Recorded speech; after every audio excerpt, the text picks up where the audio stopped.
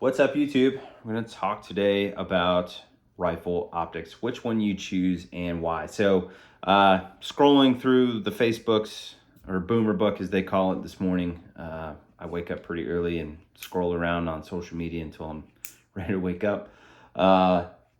Looking at some of these groups and people asking like, hey, what optic should I choose for my rifle and why? Now, usually what they get out of these answers in these groups is like people saying like their favorite optic, meaning like, hey, I bought this one and I really like it. Pretty cool, you know, like people trying to help each other out in terms of what they purchase or whatever. But I think there's some missing context a lot of the time to this particular question. And what I mean is like, the answer shouldn't be like, hey, this is my favorite. It should be like, well, what are you doing with said rifle? Meaning, maybe a lot of the time you're going to be shooting outside of 200 to 300 yards. Maybe you're shooting out to 600 yards, but sometimes you shoot inside of 50, right? Maybe you're wanting to go shoot 3-gun and your local 3-gun match has targets anywhere from 25 yards to 500 yards for rifle.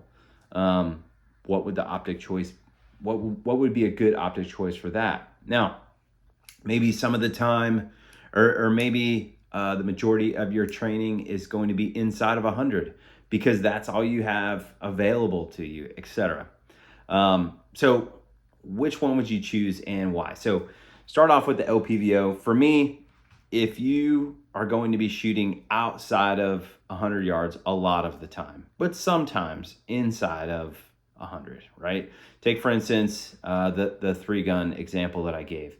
Your local match has targets from 25 to 500. This would be a really, really great option for you, the Collis K16i. This isn't the only good 1-6, like the Vortex Razor 1-6, really good option too. But this would be a really good option for that specific type of context. It's got a good 1X, so I can shoot at 25, 50, 75. That would be when I would be using like 1X. And then it's got a good 6X. Well, all the magnifications on this particular scope are very good, but it goes all the way up to 6, and it has a great mil dot or MRAD reticle.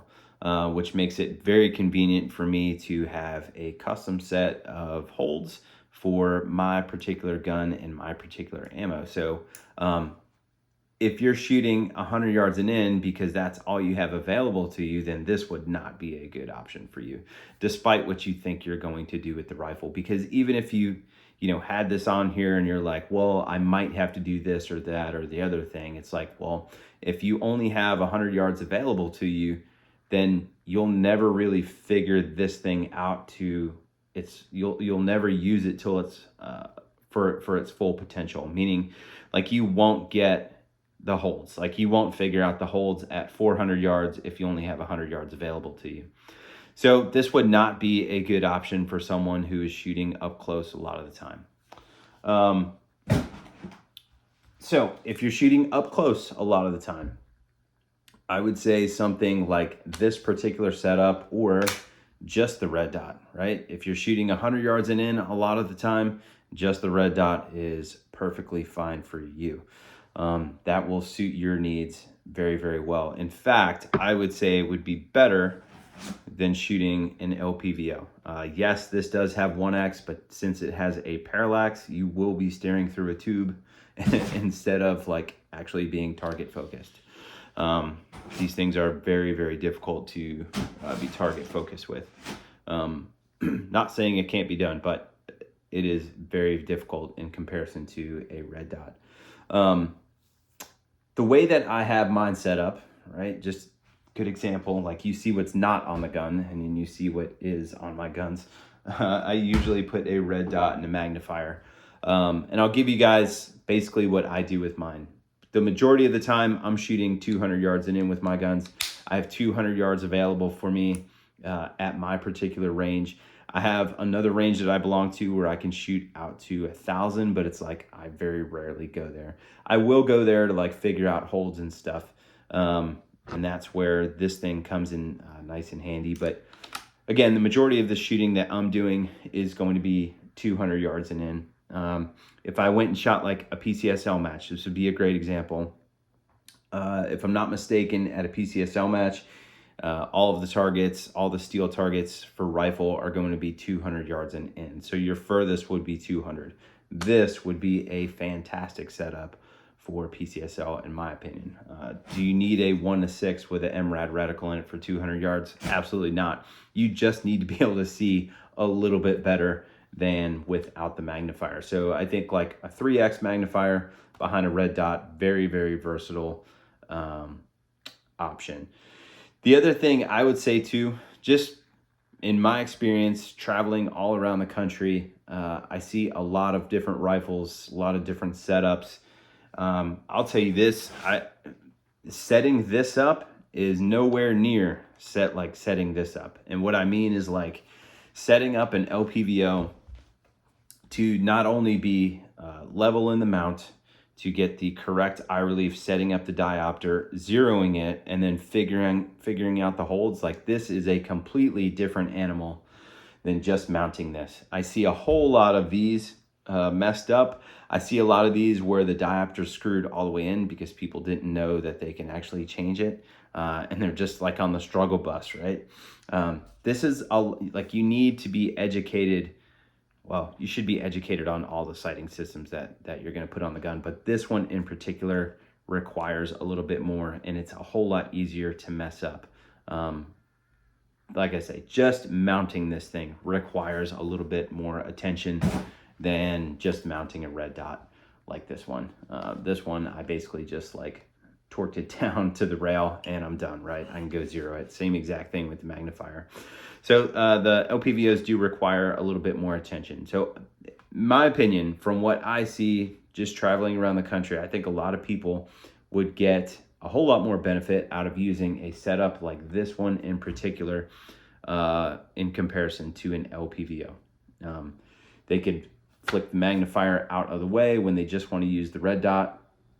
Way easier to be target focused with this thing, way easier to shoot fast and nasty up close shooting for the average guy. I'm not talking about like some sort of 3-gun champion. I'm talking about like the average dude. This is way, way easier to use. The other thing about this dot in particular that I like a lot, this one is the SIG Romeo 4T. There's reticle options in this one, and you can choose a ballistic option, which has 4 dots, and you can get 4 dots in a circle. And what I have found is the 4th dot down is 400 yards, and then the bottom of the circle is 650 for this particular 11.5-inch Hodge gun. So there's a good amount of data in there. I can make hits on like C-zone steel out to 650 with this 11.5-inch gun. Like, I've done it. I've confirmed all of the holds on this thing. And this optic option I think is really, really good. The other one that I think is really good is the EOTech EXPS-3 with the EOTech magnifier behind it. Everyone asks, what mount is this thing on? Because they see that it's like kicked back. This mount is the Trigicon mount. So the Trigicon mount has a couple extra holes in it, as you see here. So you can kick the magnifier back a little bit. And you saw what I did with the Trigicon magnifier. I put it on a Wilcox mount, took the Trigicon mount and put my EOTech magnifier in that mount. Anyway, this works out pretty good too. The EOTech being the circle dot. The circle dot, you can actually figure out some holds with that one as well. Just like ballistic calculator, try to figure out like how many inches of drop you have at specific distances with your rifle, ammo, and zero. And you can get some pretty damn consistent holds out of a circle dot EOTech and a magnifier out to right about 400 or 500 yards, which I would say the majority of people are not shooting that distance anyway.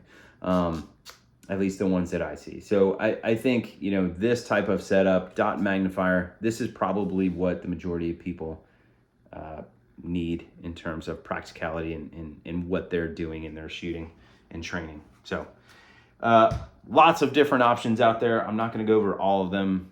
Just basically, I just want to go over like what you should be looking for in terms of what option you're choosing for optic and which one I typically gravitate towards for the type of shooting that I do. So there you go. Any questions, comments, concerns, drop them in the comment box below.